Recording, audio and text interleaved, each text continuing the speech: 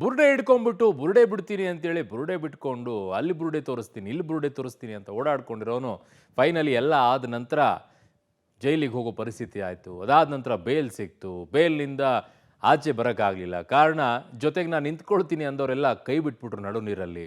ಪಾಪ ಹೆಂಡ್ತಿ ಮತ್ತು ಸಹೋದರಿ ಅವರೇ ಬಂದುಬಿಟ್ಟು 1 ಲಕ್ಷ ಶ್ಯೂರಿಟಿ ಕೊಟ್ಬಿಟ್ಟು ಆಚೆ ಕರ್ಕೊಂಡು ಹೋಗೋ ಪರಿಸ್ಥಿತಿ. 24 ದಿನ ಬೇಕಾಯಿತು ಬೇಲ್ ಸಿಕ್ಕ ನಂತರವೂ ಕೂಡ ಆಚೆ ಬರೋಕ್ಕೆ.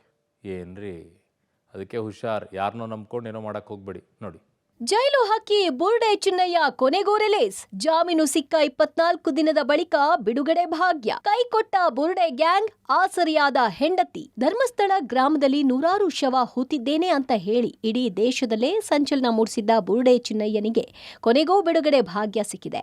ಬೇಲ್ ಸಿಕ್ಕಿದ್ರೂ ಚಿನ್ನಯ್ಯನಿಗೆ ಕಂಬಿಯನ್ನ ಸರಿಸಿ ಹೊರಬರುವ ಅವಕಾಶ ಇರಲಿಲ್ಲ.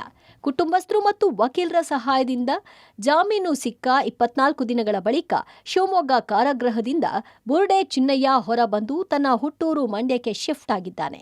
ಬೆಳಗ್ಗೆ 7:30ಕ್ಕೆ ಬುರುಡೆ ಚಿನ್ನಯ್ಯನಿಗೆ ಬಿಡುಗಡೆ ಭಾಗ್ಯ ಸಿಕ್ಕಿದೆ. 3 ತಿಂಗಳ ಹಿಂದೆ ಜಬರ್ದಸ್ತ್ ಮ್ಯಾನರಿಸಂ ಮೂಲಕ ಎಸ್ಐಟಿ, ಪುತ್ತೂರು ಉಪವಿಭಾಗಾಧಿಕಾರಿ, ಎಸ್ಪಿ ಲೆವೆಲ್ ಅಧಿಕಾರಿಗಳು, ಡಿಐಜಿಗಳನ್ನ ಫೀಲ್ಡ್ನಲ್ಲಿ ಬುಗುರಿ ಆಡಿಸಿದ್ದ ಚಿನ್ನಯ್ಯ ಸಪ್ಪೆ ಮೊರೆ ಹಾಕೊಂಡು ಜೈಲಿನಿಂದ ಹೊರಗೆ ಬರುವಂತಾಗಿದೆ. ಧರ್ಮಸ್ಥಳ ಕ್ಷೇತ್ರದ ವಿರುದ್ಧ ಬುರುಡೆ ಗ್ಯಾಂಗ್ ಷಡ್ಯಂತ್ರ ಮತ್ತು ಸಂಚನ್ನ ರೂಪಿಸಿತ್ತು. 17 ಕಡೆಗಳಲ್ಲಿ ಭೂಮಿಯಾಗಿದ್ರು. ಬುರುಡೆಗಳು ಸಿಗದಿದ್ದಂತಹ ಹಿನ್ನೆಲೆಯಲ್ಲಿ ಚಿನ್ನಯ್ಯ ತಪ್ಪಾಗಿದೆ, ಇದೆಲ್ಲ ಪ್ರೀ ಪ್ಲಾನ್ ಅಂತ ಹೇಳಿದ್ದ. ಕೋರ್ಟ್ಗೆ ಬಂದು ತಪ್ಪೊಪ್ಪಿಗೆಯನ್ನ ಮಾಡಿದ್ದ. ಇದಾದ ನಂತರ ಆತ ಹೇಳಿದ ಸುಳ್ಳಿಗೆ ಶಿಕ್ಷೆಯಾಗಿತ್ತು. ಆಮೇಲೆ ಜಾಮೀನನ್ನ ಕೂಡ ಪಡ್ಕೊಂಡಿದ್ದ. 12 ಷರತ್ತುಗಳನ್ನು ನೀಡಿ 1 ಲಕ್ಷ ಬಾಂಡ್ ಜೊತೆ 2 ಜಾಮೀನುದಾರರನ್ನ ಇಟ್ಟು ಬಿಡುಗಡೆಗೆ ದಕ್ಷಿಣ ಕನ್ನಡ ಜಿಲ್ಲಾ ನ್ಯಾಯಾಲಯ ಆದೇಶ ಮಾಡಿತ್ತು. ಆದರೆ ಶ್ಯೂರಿಟಿ ಇಡಲು ಯಾರೂ ಮುಂದೆ ಬಾರದಿದ್ದಕ್ಕೆ ಜಾಮೀನು ಸಿಕ್ಕರೂ ಜೈಲಿನಲ್ಲೇ ಉಳಿದಿದ್ದ. ಕೊನೆಗೆ ಚಿನ್ನಯ್ಯನ ಪತ್ನಿ ಮಲ್ಲಿಕಾ, ಸಹೋದರಿ ಕೋರ್ಟ್ಗೆ ಬಂದು 1 ಲಕ್ಷ ಬಾಂಡ್ ಜಾಮೀನುದಾರರಾಗಿದ್ದು ಈ ಎಲ್ಲ ಪ್ರಕ್ರಿಯೆ ಮುಗಿಸಿ ಜೈಲಿನಿಂದ ಚಿನ್ನಯ್ಯ ಹೊರಗೆ ಬಂದಿದ್ದಾನೆ. ಮಹೇಶ್ ಶೆಟ್ಟಿ ತಿಮರೋಡಿಗೆ ಮತ್ತೆ ಗಡಿಪಾರು. ದಕ್ಷಿಣ ಕನ್ನಡ ಜಿಲ್ಲೆಯಿಂದ ಗಡಿಪಾರು ಮಾಡಿ ಆದೇಶ. ಮತ್ತೆ ರಾಯಚೂರಿನ ಮಾನ್ವಿಗೆ ತಿಮರೋಡಿ ಗಡಿಪಾರು. ಇತ್ತ ಬುರುಡೆ ಗ್ಯಾಂಗ್ನ ನಾಯಕ ಮಹೇಶ್ ಶೆಟ್ಟಿ ತಿಮರೋಡಿಗೆ ಮತ್ತೆ ದಕ್ಷಿಣ ಕನ್ನಡ ಜಿಲ್ಲೆಯಿಂದ ರಾಯಚೂರಿನ ಮಾನ್ವಿ ಠಾಣಾ ವ್ಯಾಪ್ತಿಗೆ ಗಡಿಪಾರು ಮಾಡಿ ಪುತ್ತೂರು ಎಸಿ ಸ್ಟೆಲ್ಲಾ ವರ್ಗೀಸ್ ಆದೇಶ ಹೊರಡಿಸಿದ್ದಾರೆ. ಮೊನ್ನೆಯಷ್ಟೇ ತಿಮರೋಡಿಗೆ ಗಡಿಪಾರು ಮಾಡಿ ನೋಟಿಸ್ ನೀಡಲಾಗಿತ್ತು. ಯಾಕೆ ಗಡಿಪಾರು ಮಾಡಬಾರದು ಅಂತ ಕಾರಣ ಕೇಳಿ ನೋಟಿಸ್ ನೀಡಲಾಗಿತ್ತು.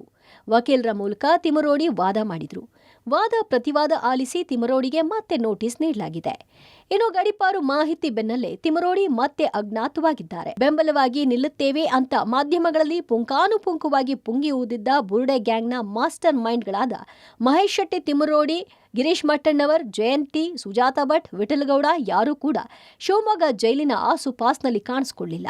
ಇದರ ಬೆನ್ನಲ್ಲೇ ಬುರುಡೆ ಗ್ಯಾಂಗ್ನ ಕ್ಯಾಪ್ಟನ್ ಮಹೇಶ್ ಶೆಟ್ಟಿ ತಿಮರೋಡಿಯನ್ನ ಮತ್ತೆ ದಕ್ಷಿಣ ಕನ್ನಡದಿಂದ ಗಡಿಪಾರು ಆದೇಶ ಮಾಡಲಾಗಿದೆ. Sukhpal Polali, public TV, Mangaluru.